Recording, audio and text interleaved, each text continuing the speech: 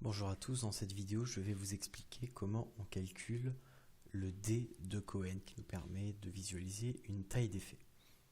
La taille d'effet est notamment utilisée dans les publications célèbres en sciences de l'éducation de John Hattie qui compilent des méga-analyses et qui permettent de corréler des évolutions de résultats scolaires à des pratiques pédagogiques supposées efficaces.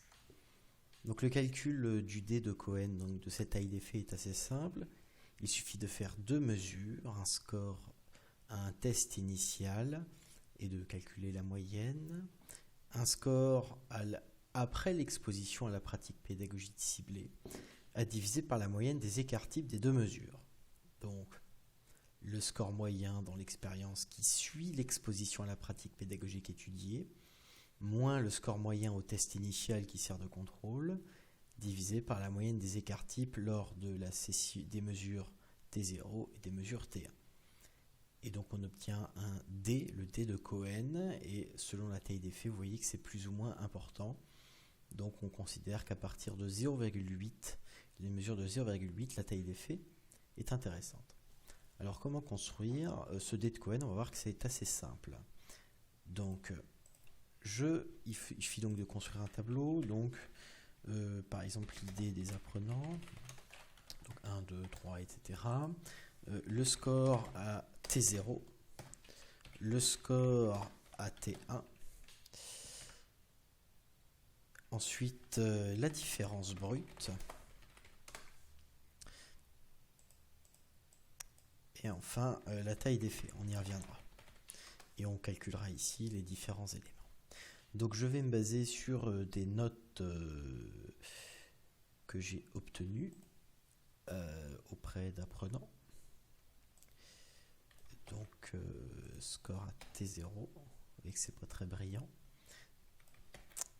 Le score à T1, donc on va tout de suite mettre ça puisqu'on va l'utiliser après. Donc 18 apprenants, ça aura sa différence quand on fera certaines mesures. Donc on commence par calculer la différence brute entre les deux. Donc le score T1 moins le score à T0. Donc évidemment vous avez des différences négatives. Peut-être que si vous avez le coup d'œil, vous dégagez déjà si l'effet sera positif ou négatif entre les deux expériences. Alors je précise quand même par rigueur qu'il ne s'agit pas d'une différence qui s'expliquerait par une exposition à une pratique pédagogique ou non. Là il s'agit en fait de comparer deux groupes. Mais c'est juste, je cherche en fait une répartition de notes aléatoire, puisque ça a son importance, qui n'est pas justement aléatoire, pardon, puisque ça a son importance dans évidemment ce genre de calcul statistique. Donc ça c'est des vraies notes, une vraie répartition de notes entre deux groupes. Mais on va simuler que en fait c'est le même groupe et que ça c'est avant l'exposition et ça c'est après. Donc on va commencer par calculer la moyenne des scores. Donc c'est très simple. Donc la moyenne à T0, donc un grand classique. Hop.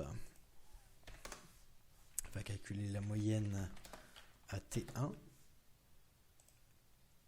je ne sais pas quel est le plus rapide entre les deux. Les experts d'Excel pourraient parler. Voilà. Ok, on calcule la différence.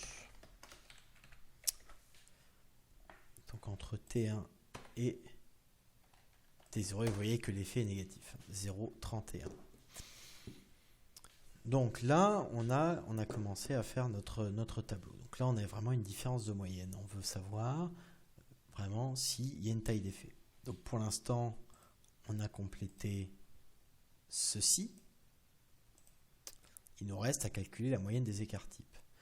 Donc les écarts types sur Excel, c'est stdev. Donc on va faire le stdev,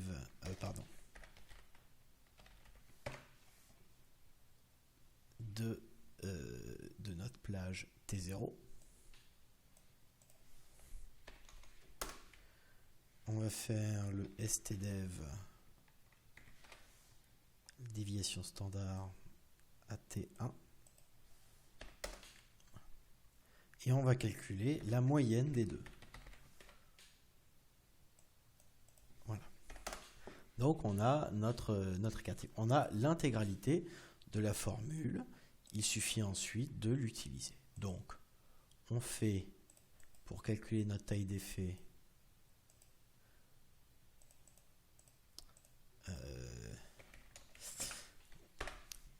donc la moyenne à T1 moins la moyenne à T0. Oups. Divisé par la moyenne de l'écart type. Et on obtient un effet de moins 0,14. Donc si j'ai fait cette vidéo, ah oui pardon, j'oubliais également la taille d'effet individuelle, excusez-moi. Donc il suffit de diviser la différence brute par notre moyenne d'écart type. Ça c'est pour calculer la différence pour chaque individu.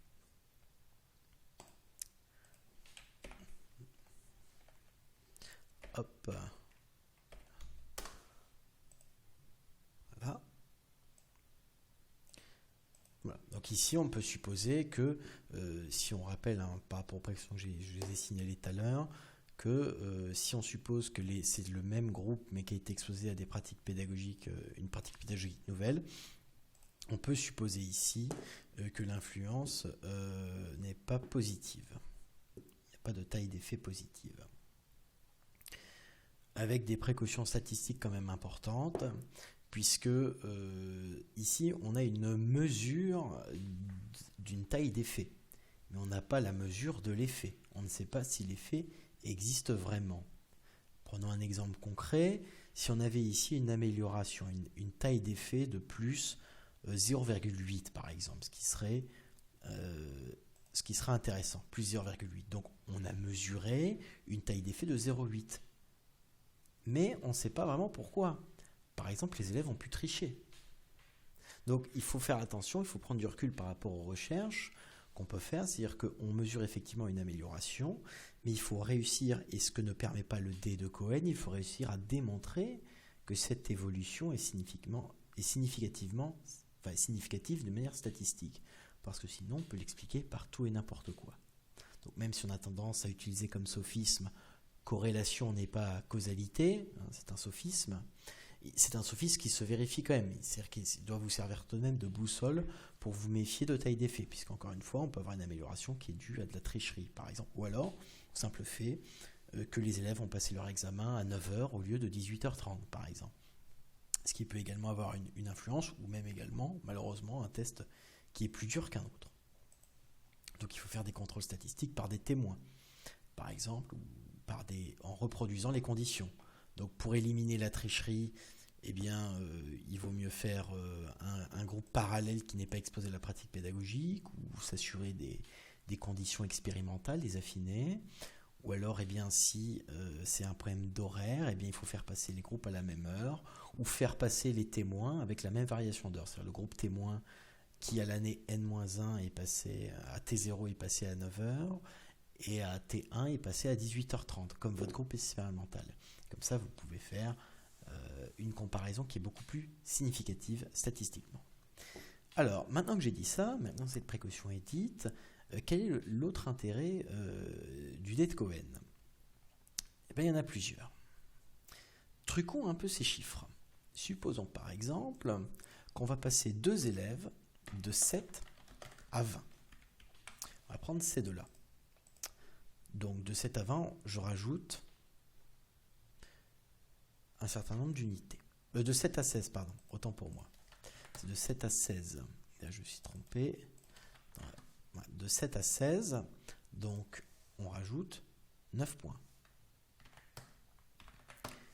Donc, quand on passe de 7 à 16, voici ce qu'on obtient.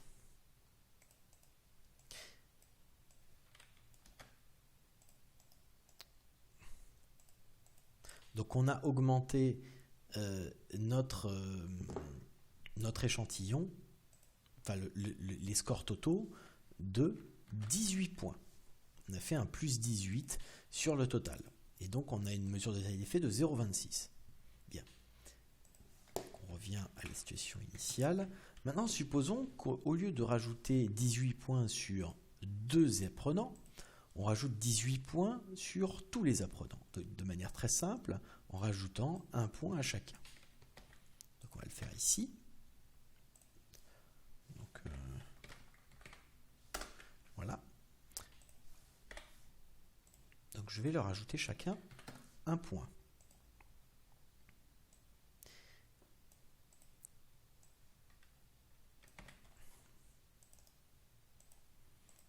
Et bien voilà ce qui se passe.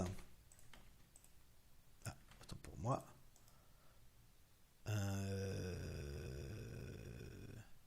Oui, c'est bon. On remarque que, je vérifie juste quelque chose, oui c'est bon. On remarque que la taille des faits est beaucoup plus importante lorsqu'on augmente de 1 point les scores à tous les apprenants que lorsqu'on augmente de 18 points, enfin de 9 points, 2 apprenants. Et donc vous voyez tout l'intérêt du dé de Cohen, c'est que il va nous permettre de visualiser une pratique pédagogique qui va avoir un effet sur l'ensemble des apprenants. En tout cas, ça va le valoriser davantage qu'une évolution sur juste quelques apprenants en particulier. Puisque, il faut rappeler quand même qu'on part d'une taille d'effet initiale de moins 0,13. Donc, lorsque on augmente chez 2 apprenants de manière significative les résultats, eh bien on passe à une taille d'effet de 0,26, puisqu'il y a quand même un effet qui est important. Mais si cette répartition est beaucoup plus lissée chez tous les apprenants, vous voyez que la taille d'effet est beaucoup plus grande. Donc c'est un des gros intérêts du dé de Cohen. L'autre intérêt qui est trivial évidemment, hein, mais ça peut arriver. Supposons que vous ne mesuriez pas les scores sur 20, mais sur 100. Donc,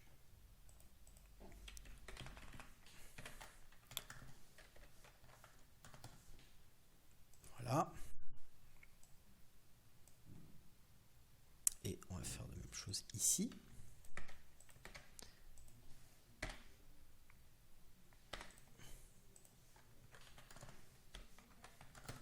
Voilà. Et donc on va reporter ces résultats sur 100 qui sont, évidemment, les mêmes.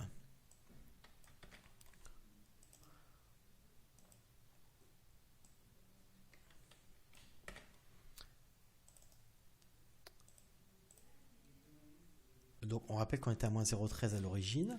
Donc on peut voir que on est bien à moins 0,13. Donc on n'a pas du tout altéré notre taille d'effet en changeant le barème. Donc en gros, une taille d'effet qui va concerner des évaluations sur 100 va avoir la même signifiance que une taille d'effet dans un test sur 5. D'accord ? L'essentiel étant que les deux tests, évidemment, aient le même barème. Donc ça, c'est important, parce que du coup, ça permet de donner de la valeur équivalente à des évaluations sur 20 ou sur 100. Ça ne change rien. Donc la taille d'effet, c'est un langage qui est universel. Quand vous avez moins 0,13, eh bien, ça parle de la même façon à un Français qui évalue sur 20 qu'à quelqu'un qui va évaluer sur 100. Donc on vérifie. Toujours être précautionneux, on est bien à moins 0,1355. Et on va bien voir ici, idem, normalement. Voilà, moins 0,1355.